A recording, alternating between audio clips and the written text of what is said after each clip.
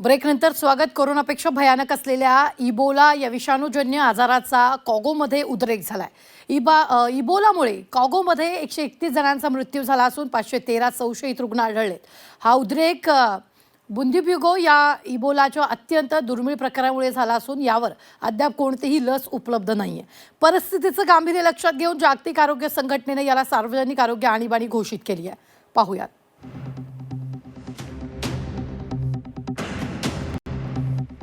कोरोनापेक्षा भयानक आजार आलाय, खबरदार. इबोलाचे काँगोमध्ये 131 बळी.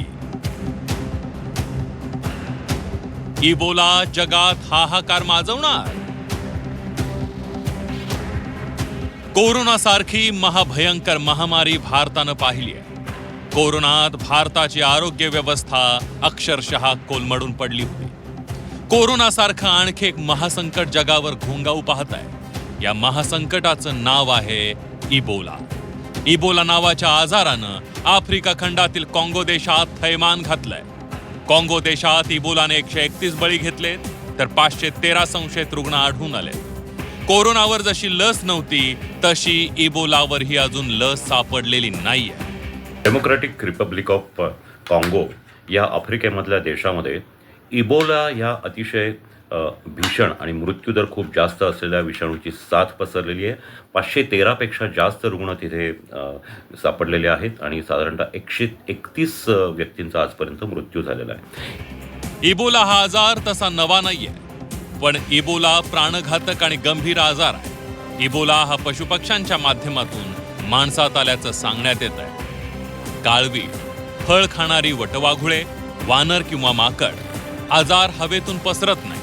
बाधित व्यक्तींच्या किंवा प्राण्यांच्या शरीरातील रक्त, थुंकी, लाळ, घाम इतर स्रावांच्या संपर्कातून हा आजार होतो. आफ्रिका खंडातल्या वेगवेगळ्या देशात इबोलाचे रुग्ण आढळले होते, पण त्याचा प्रसार झाला नव्हता.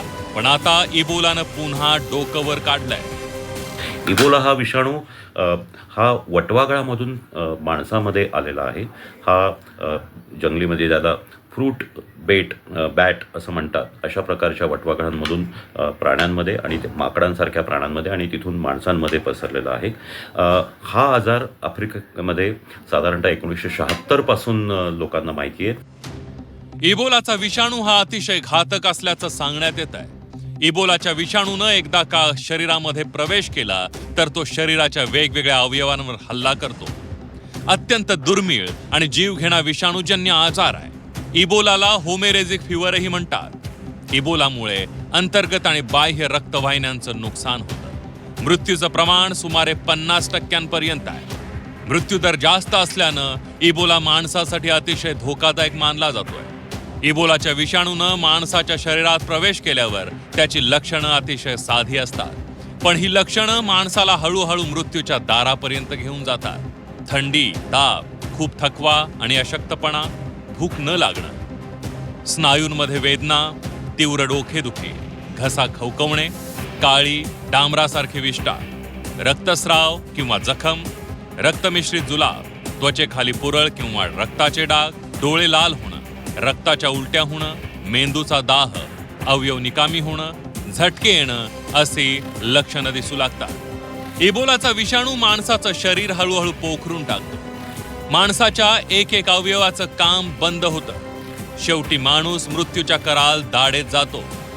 हा रुग्ण ज्यावेळेला ह्या विषाणूने बाधित होतो त्यावेळेला त्याला आधी सर्दी, खोकला, ताप, डोकं दुखणं, चक्कर येणं अशा प्रकारचे त्रास होतात आणि काही दिवसानंतर त्याला दम लागतो, त्याला खोकला सुरू होतो, त्याचे मूत्रपिंड आणि फुफ्फुसं त्याच्यामध्ये इन्व्हॉल्व होतात आणि काही दिवसांनी त्याच्या संपूर्ण शरीरामध्ये किंवा शरीराच्या बाह्य स्वरूपामध्ये सुद्धा रक्तस्राव सुरू होतो. म्हणजे त्याच्या मूत्रामध्ये, शौचामध्ये, थुंकीमध्ये रक्त पडायला लागतं आणि शरीरातले जे महत्त्वाचे अवयव आहेत, मेंदू, हृदय, किडनी, फुफ्फुसं, ही ह्याची कार्यक्षमता पूर्ण नष्ट होते आणि मल्टी ऑर्गन फेल्युअरनी ही व्यक्ती मृत पावते. ह्या कोरोनाचा विषाणू जरा म्युटेड होत होता तसा इबोलाचा विषाणूही म्युटेड होतोय. काँगोमध्ये आता बुंदीबुग्यो इबोला नावाचा उपप्रकार आलाय. हा अतिशय धोकादायक असल्याचं सांगण्यात येत आहे. आतापर्यंत इबोलाचे 5 उपप्रकार पाहायला मिळाले. बुंदीबुग्यो BDBV विषाणूमुळे होतो. इतर प्रकारांच्या तुलनेत मृत्यूची शक्यता कमी आहे. Sudan Ebola. Sudan virus SVD मुळे होतो, अत्यंत प्राणघातक आहे. ताई फॉरेस्ट इबोला. ताई फॉरेस्ट विषाणू TAFV मुळे होतो, इबोलाचं सर्वात दुर्मिळ कारण. झायर इबोला. इबोला व्हायरस EVD मुळे होतो, इबोलाची साथ आणि मृत्यूचं EVD हे सर्वात सामान्य कारण आहे. इबोलाची साथ आणि मृत्यूचं EVD हे सर्वात सामान्य कारण असल्याचं वैद्यकीय तज्ज्ञ सांगतात.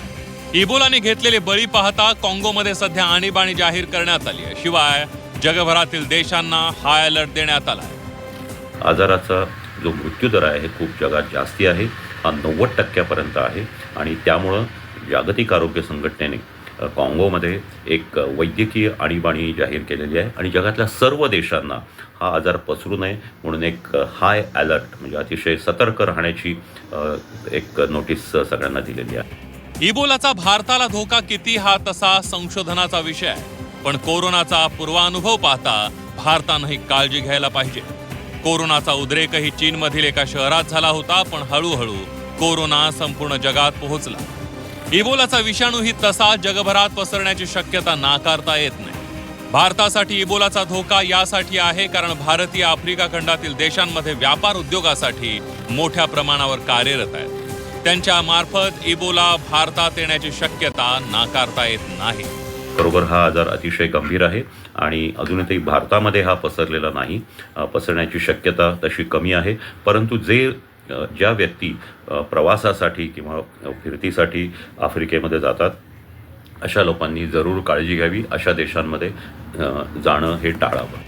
इबोला हा अतिशय धोकादायक आजार आहे.